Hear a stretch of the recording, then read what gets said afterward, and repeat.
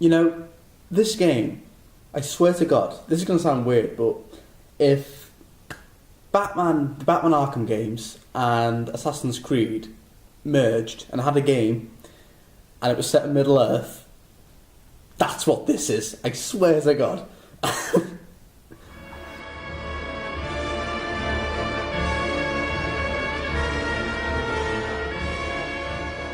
So, my Middle-earth Shadow of Mordor review, my first Xbox One game review. So yeah, I did say we'd do one in my last video, and I had quite a bit to choose from because I've nearly finished quite a lot of games now, but this is the one I finished first because I actually got this game latest, to be honest. But once you start playing it, you don't want to stop because it's so addictive. So yeah, Middle-earth Shadow of Mordor. Now, it's a game set in Middle-earth, as you know, and it won a lot of big awards last year. It's got on the back Best of E3 2014, Best of E3, Game Critics Award nominee. It won a lot of awards. It was on a lot of people's list for top 10 games of 2014 last year. I didn't get a chance to play it because I didn't have an Xbox One. It was available on 360, I think, but people are saying it's not very good on 360, so I thought I'd wait till I get it on Xbox One. And yeah, it's safe to say, this is a great game. I really, really enjoyed Shadow of Mordor. It's a fantastic game. Whew, yeah, definitely one of the best games I've played on the Xbox One so far. Fantastic. So, in Middle-earth Shadow of Mordor, I think it's set in between the events of The Hobbit and Lord of the Rings, so it's set in between that, I think. And you assume the role of Talion, who's a ranger of the Black Gate. And at the beginning of the game, like, a tragedy befalls your family. Quite a sad scene, and you come back and you merge with the soul of a elven god, I think, of an elven prince called Celebrimbor, who is the elven prince who forged the Rings of Power. You're like, wow, I didn't know that. So yeah, and you merge with his soul to go and find the Black Hand of Sauron and get your vengeance. And yeah, the game is fantastic. So let's start off with what the game gets right. Okay, so the combat. Wow, the combat in this game is fantastic. And like I said, it's very similar to Assassin's Creed and the Arkham games, the combat, because some of the stuff you do in the combat, it's very similar to the Arkham games. Like, there's an enemy with a shield, you've got to like go over him and attack him from behind, rapid attack, just like the Arkham games. But the blade takedowns you can do, they are gruesome. Like, you can chop orcs' heads off, you stick a sword through their throat, jam it through the chest and wriggle it about, and chop them in half. The kills in this game are brutal. And this game is not for the faint-hearted. I mean, it says 18 there for a reason, trust me. This game it's very bloody, trust me. Blech. But it's great nonetheless. What else?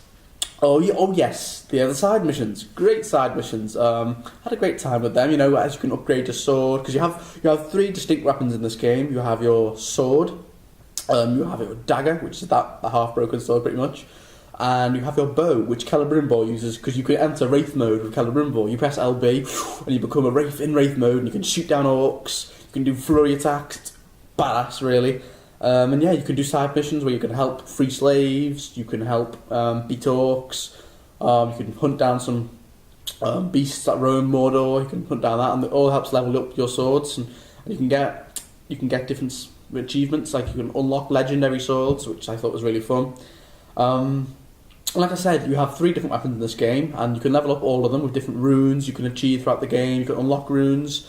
And of course, you can upgrade points. You can upgrade Talion's Ranger mode. There's loads of different upgrades you can get, like through different glory in combat, or you can upgrade Celebrimbor's Wraith mode. There's loads of different things you can upgrade. It took me a while to get fully upgraded. Celebrimbor, he's a badass. He's the other side. I love him. He's so great. He's such a badass character. Yeah, I love Celebrimbor because there's so much about him that's vital to Middle Earth that you didn't know. Like, he forged the Rings of Power, he betrayed Sauron, well, Sauron betrayed him, and yeah, it's just great. And Gollum is in the game, he features in the main story. That was great. I don't think it's Andy Serkis that voices him, but still, Gollum is in the game and he helps you out every now and then, which is great. And the game is big too, it's a big game. You have... spat on the camera, sorry. Yeah, there are 2 big sections of Mordor you can explore. You have this first one, which you have for like the first 10, 15 hours of the game. And then the second one, which is much more lush and green. It's like, this is Mordor? It's all green. What? But Celebrimbor was like, this is so the orcs can feed their army. I was like, well, fair enough, whatever. And so yeah, it's a very big game. There's little checkpoints, little towers you climb to unlock sections of the map, just like Assassin's Creed. And of course, the last thing I've got to mention the Nemesis system. Boy, the Nemesis system in this game it's like the backbone of this game. It's what makes it great, trust me.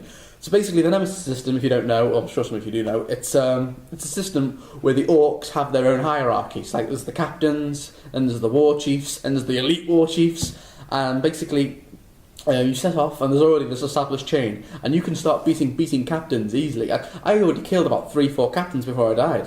Quite some easy captains, but then the game gets harder when you face the better, more leveled up captains, and if they beat you, they mock you and go, yeah! And they get leveled up in the chains. So the next time you face them, it's harder for them they're harder to beat. But the thing that's so funny about it is you keep coming back from the dead, because Talion, he's making him, because he's merged with a god, so every time he dies, he keeps coming back. So it makes him unkillable, actually. And the orcs, they make fun of that. They go, wait a minute, didn't I kill you? And they all start calling Talion the Grave Walker, because he keeps coming back from the dead to kill them.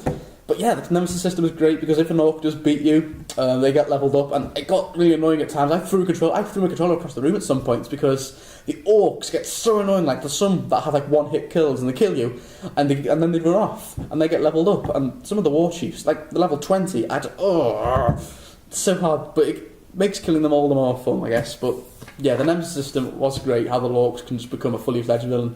One single orc can kill you. It's great. Nemesis system is fantastic. So yeah, those are the pros. Now on to the cons. We've got 6 minutes right now. Let's move on. Let's go into the cons. The main campaign, the main storyline, wasn't great. I wasn't a big fan of it. It felt quite disjointed. I think I wasn't a huge fan of the storyline. Like I said, it felt too disjointed. Like, you had all these different things with the orcs and this little mission. Like, gotta help this lady not get poisoned. You've got to help hunt down these beasts. It was like, oh, come on. And let's face it, at the end, there are some good missions, but there's one where you get to ride a giant troll. That was great. There's one where you get to forge your own orc army by branding the war chiefs, where you can take control of them. That's one of Talion's powers, where you can take control of orcs. That was great. But it all leads up to this quite disappointing final boss battle. The final boss battle, where you fight the Hand of Sauron. I was disappointed with it. When I was finished, I was like, was that it? Is that it? No. It's basically a quick time event. The final boss battle is a quick time event. I was so disappointed with that. Come on. And then the game finishes. I was disappointed with that. And the fact that this is set in Middle Earth, I hate saying this, but it kind of feels shoehorned in. This game could easily have not been in Middle Earth. It could have easily been a new universe, a new game, a new world, a new setting, easily. But it being in Middle Earth, it kind of felt shoehorned in, because muddles it up, because Talion and Celebrimbor, at the end, they're like, let's do this. And they make it sound like they're going to have a huge impact on Middle Earth, and yet, in Lord of the Rings and The Hobbit, they're not mentioned once. So, you're kind of thinking, what? So yeah, that was a bit disappointing, because this game could have easily been a new setting. Kind of feels shoehorned in, but like I said, this game is still great. I really had a good time with it. It's still a great game, I thought. The Nemesis system, the combat, the 2 large sections of Middle Earth, what the powers you can do as the Elf Lord of Celebrimbor, like all the different powers you can do. Oh, it's great. I'm gonna give Middle Earth Shadow of Mordor. My rating system now, the decimal system is gone. It's just going to be single. It's just going to be 8, 9, 10, 11. It's just 8, 9, 10, 7. It's just going to be simple sort of digits now, because I think the decimal system I was doing was a bit muddled up. So I'm going to give Middle Earth Shadow of Mordor an 8 out of 10. So yeah, guys, that is my review. My first Xbox One game. So guys, have you played it? What is your favourite Xbox One game so far? There's so loads of others. I've got Forza to play, Watch Dogs to finish, Sunset Overdrive. I've ordered Dragon Age Inquisition from Amazon. That's coming in a few days. Can't wait to play some of that. So yeah, guys, that has been my review. Thank you. Like, comment, subscribe.